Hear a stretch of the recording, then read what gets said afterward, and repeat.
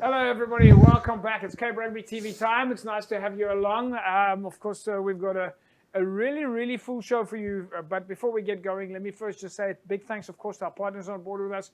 Score Energy Drinks. We're going to give you an opportunity to win yourself a case of Score during the course of the show. CyberSmart Internet Service Providers, of course, on board with Cape Rugby TV. We'll talk to you about that a little bit later. And, of course, Astro Paints Dulux.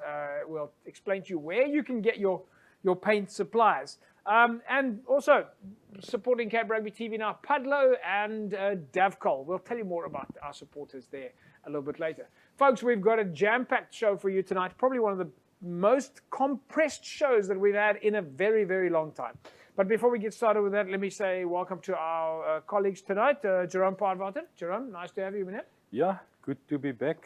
And it's like really everybody's back training. I've heard the clubs and everything, so guys are going, so it's good. And Alastair Theys. Alastair, nice to have you back. Good to be back. First one for the year. Yeah, we thought we had you here last week, but then we realized that actually wasn't you. It was just someone who looked very much like you. It was my twin.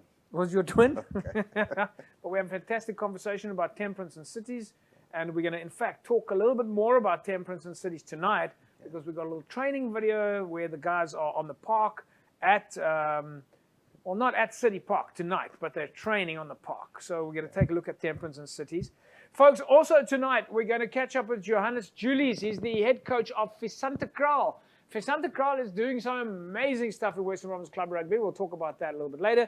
Dylan Freiling joins us. And Fernando Favia sent us footage from St. George's, Eerste Rivier and Solarians. Aldridge Mines sent us some amazing footage from Hands and Hearts. And, of course, Fernando sent us something from the Strand as well. So lots of stuff to look at.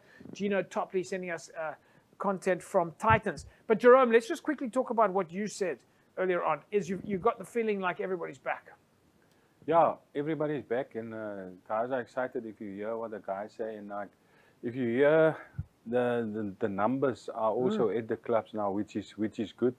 So hopefully, I said to a few coaches, it's all about your planning. Like I think we touched on that last week. If you can keep your guys positive in the beginning, but not chasing the guys away, you keep the guys for the rest of the season. Yeah, Ali, I mean, your thoughts. Before, I'm not going to put words in your mouth.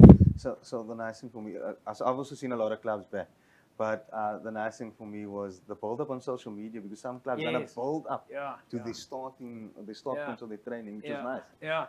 Well, you're taking me down the road of what I wanted to mention is, of course, folks, if you are watching the show, Cape Rugby TV's Facebook page, www.facebook.com/Cape Rugby TV, picks up on all of the club content, and then we like and share your content. So that then spreads the information about what the clubs are busy with, which it then gets spread. But Alastair, going to that point, and I'm going to come to you, Jerome, now.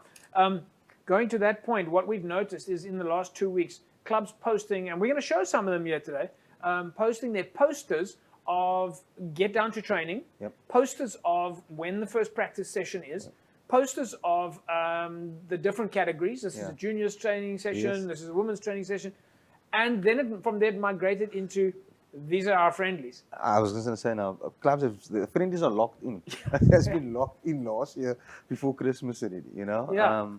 So that's great. Clubs are organized. It shows that they're organized and they're ready to go. Yeah, Jerome, I mean, this goes to what you've been talking about, or we've both been talking about, and Faisal Felton for many years, is get the administration right. We still haven't seen one game. We've seen a couple of practice sessions, which we're going to get you to take a look at one now.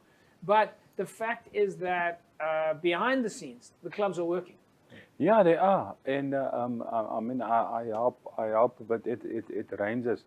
And if I just see how committed that the chairman, the president, and all the guys, the managers, and all the people, how they work and what they do to get the guys function, the club function, and that's the success of the club. Yeah. And then the coaches they just go to the field and do what they do, but behind the scenes, that management do everything, which is good.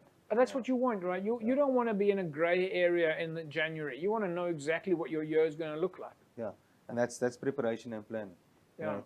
While oiled on top, and coaches can coach on the field. Jerome, I've got to show you, we've got a little bit of time today. I know that you're not going to be with us for the full time, but I wanted to bring you Temperance and Cities training behind the scenes. So there's a very short video, but to give you some idea of what the clubs are busy doing there. Folks, let's take a look. This is some footage from Gino Topley. This is Temperance and Cities training behind the scenes.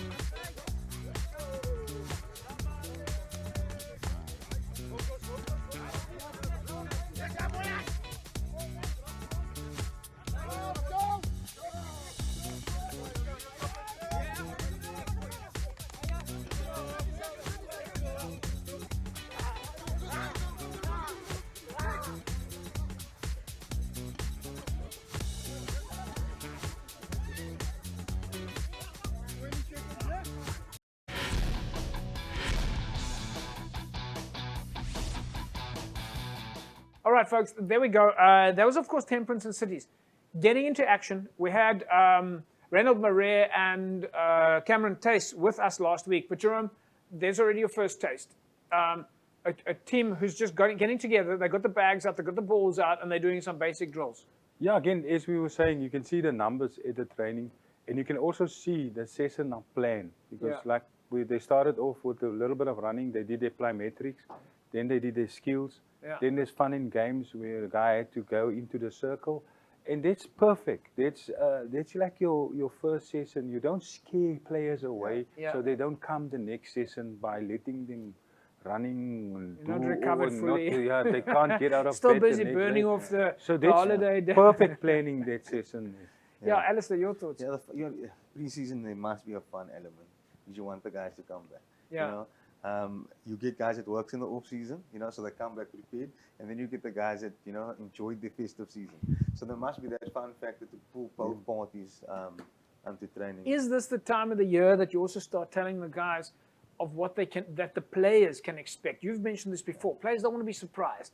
They want to know this is our practice sessions, these are our friendlies, these are our potjie course competitions, this is our fun run. This is the time that you talk. Yeah, this is the time. Like when you start your season, obviously, let your players know this is the structure, this is the top management, this is all the coaches to your under-20s. That's the manager of this team, and they all fall under one thing. So yeah. So again, Alastair, Jerome just mentioned something interesting there, and that is tell the players what your team, what your management looks like. Who's your school headmaster this year? 100%. So so players know who to go to with any challenges they have, but also coaches going as far as players knowing what is going to happen in a training session. So they come prepared. From a mental perspective. They prepared. Oh, okay, cool. It's going to be half of fitness, half of the session is going to be skill development. So I come with the right mindset coming to that training session. Is there a message in that, Jerome, for players? Like, also be thinking, come with your boots, prepare your boots, get your socks, get your strapping, get your water bottles, be ready for practice. No, that's exactly. So, for example, if you have a scrum session, like the player know tonight, I have to have my scrum boots, and I have to be ready for that session. They all know, like Alastair say, it's planned. So you can't, if a guy comes there with techies and you're going to scrum, it's your fault.